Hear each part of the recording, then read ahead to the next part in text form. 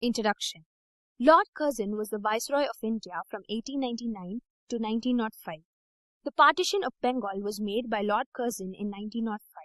He states that the partition was purely on administrative grounds, but Indians thought it was to bring divisions between the Hindus and the Muslims. This led to great disharmony between the extremists and moderates. Partition of Bengal, 1905. Lord Curzon partitioned Bengal, a rich and fertile province of India, in 1905. This was strongly opposed by the Indians. The Vande Mataram, boycott and the Swadeshi movements were launched against this partition. Partition of Bengal. Lord Curzon announced that the Bengal province would be divided into two provinces for better administration and control, as the province was too big.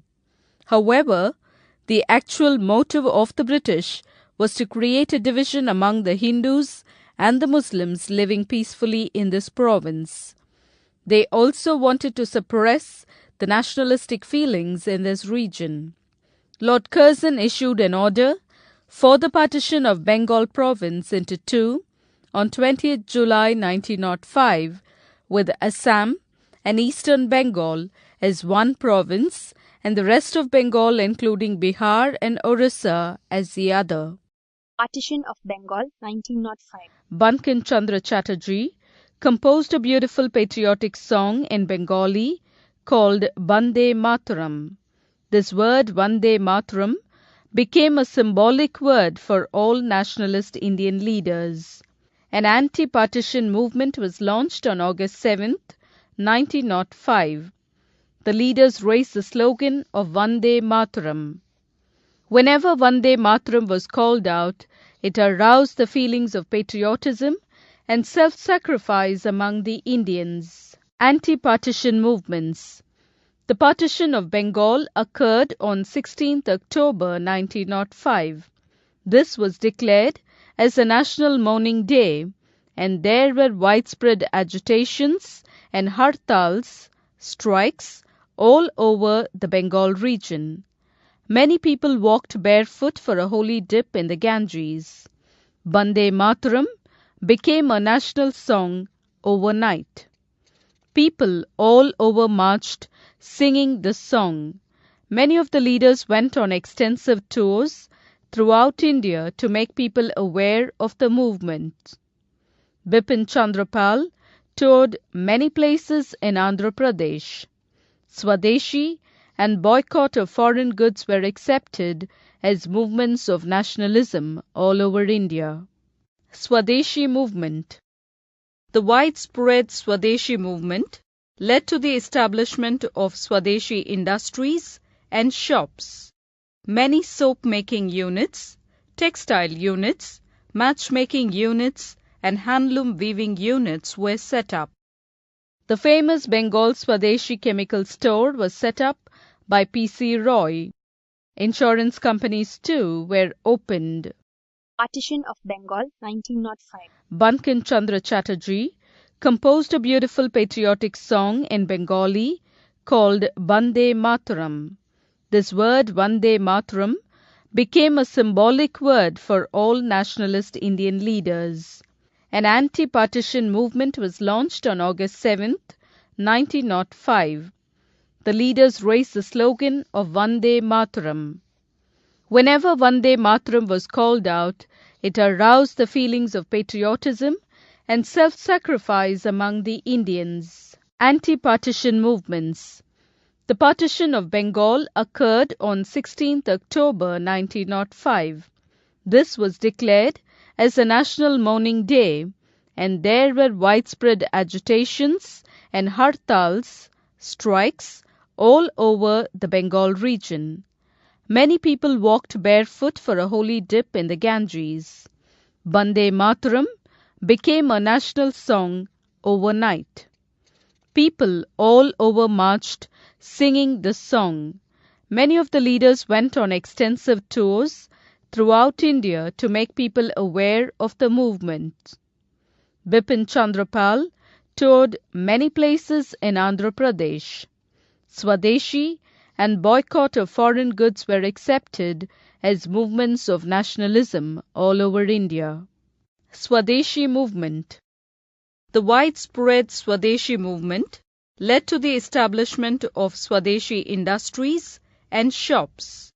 Many soap-making units, textile units, matchmaking units, and handloom weaving units were set up. The famous Bengal Swadeshi chemical store was set up by P.C. Roy.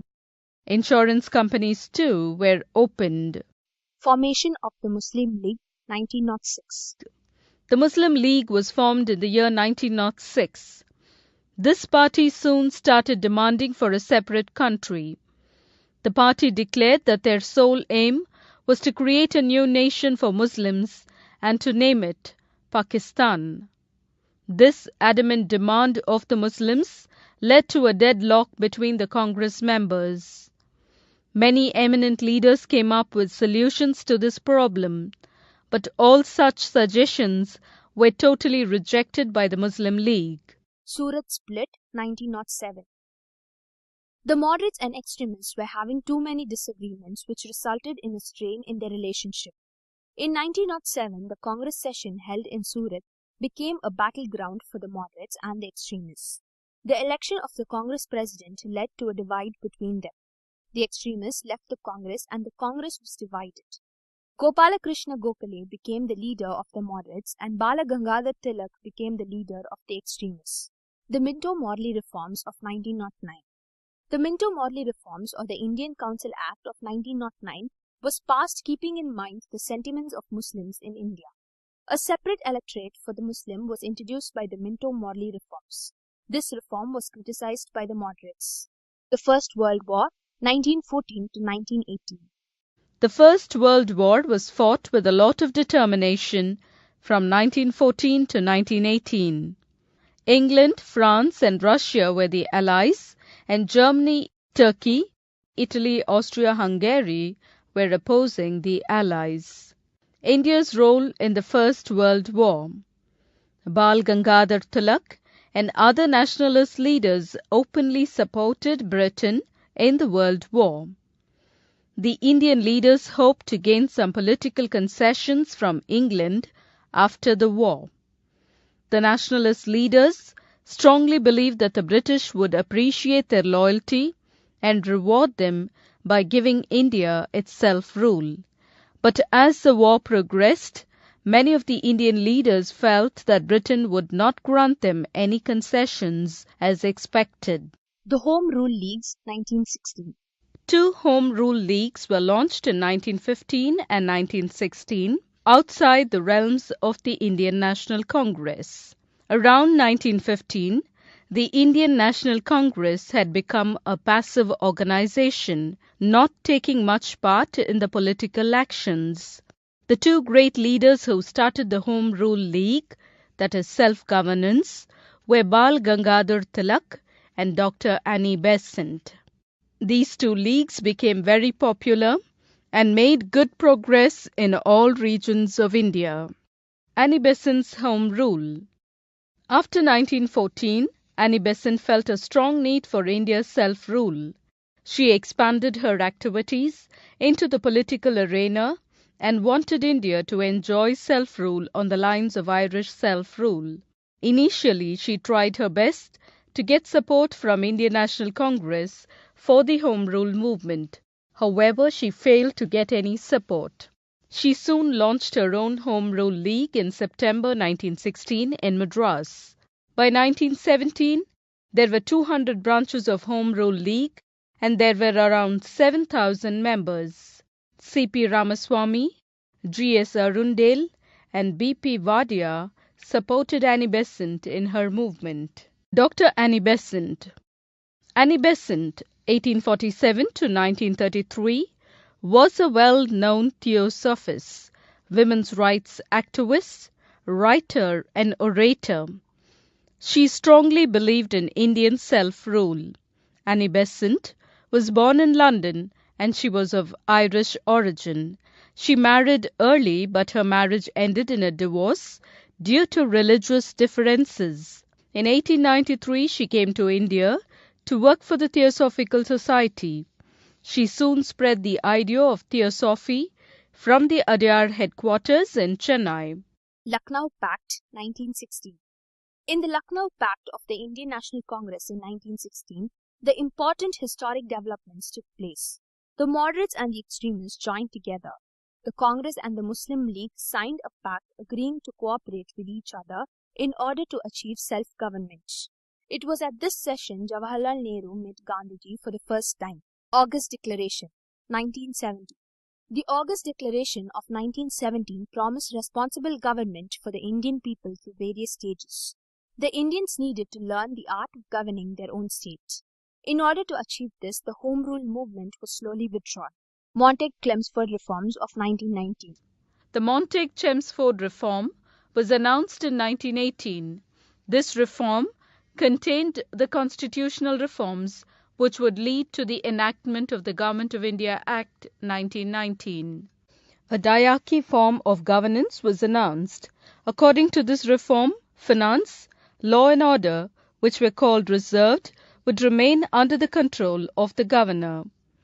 The subjects like public health, local self-government and education, which were called transferred subjects, would remain with Indian ministers.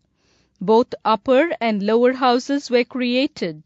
The majority members of the lower house were to be the elected members. The legislature had no control over the Governor-General and the Executive Council. Indian response to the government reforms. In the year 1918, in Bombay, the Indian National Congress expressed total displeasure about the Montague-Chelmsford reforms. They clearly indicated that they were not happy with the decisions of the British and demanded nothing less than an effective self-government. The British government came up with an act as a reply to the refusal by the Indians. They passed the Rowlatt Act in March 1919. Rowlatt Act. As per the Rowlatt Act, the British government could imprison anyone without trial or conviction. This act humiliated the Indians and they rose up in a strong rebellion. Mohandas Karamchand Gandhi and other Indian leaders were critical of this Rowlatt Act. On April 6, 1919, a countrywide hartal was organized wherein all Indians suspended all business and fasted as a sign of their hatred. This event came to be known as the Rowlatt Satyagraha. Jallianwala Bagh tragedy, 1919. The British government ordered the arrest of two famous leaders, Dr. Satyapal and Dr. Saifuddin Kichlu in Punjab. There was widespread fury against these arrests in Punjab. To suppress the fury, the government ordered the police to open fire, in which some British officials and two British women were seriously injured. On 13th April 1919, a big gathering of men, women and children gathered in Jallianwala Bagh, Amritsar, to protest against the British atrocities. General Dyer surrounded the Bagh and ordered the police to open fire on the innocent agitators. Around 1,000 people were killed and many were wounded. Martial law was declared in Punjab. Khilafat Movement, 1919. The Turkish Sultan, the Khalifa, was the religious head of all the Muslims around the world. Turkey lost the war and the Khalifa was insulted by Britain. A very humiliating indemnity was imposed on Turkey and the Khalifa was stripped of his title. The Muslims all around the world agitated against this humiliation to the Turkish Sultan. The Indian Muslims too were very upset and they started a massive revolt movement against the British. This movement came to be known as the Khilafat Movement. Khilafat Movement. This movement was a pan-Islamic political campaign held by the Muslims in India between 1919 and 1924. The Muslims wanted to influence the British government in protecting the Ottoman Empire after the First World War. This movement gained more momentum after the Treaty of Sevres was signed to partition the Ottoman Empire in 1920. The Indian National Congress took advantage of this situation and came forward in support of the Muslims with the hope of removing the discrepancies between the Muslims and the Hindus.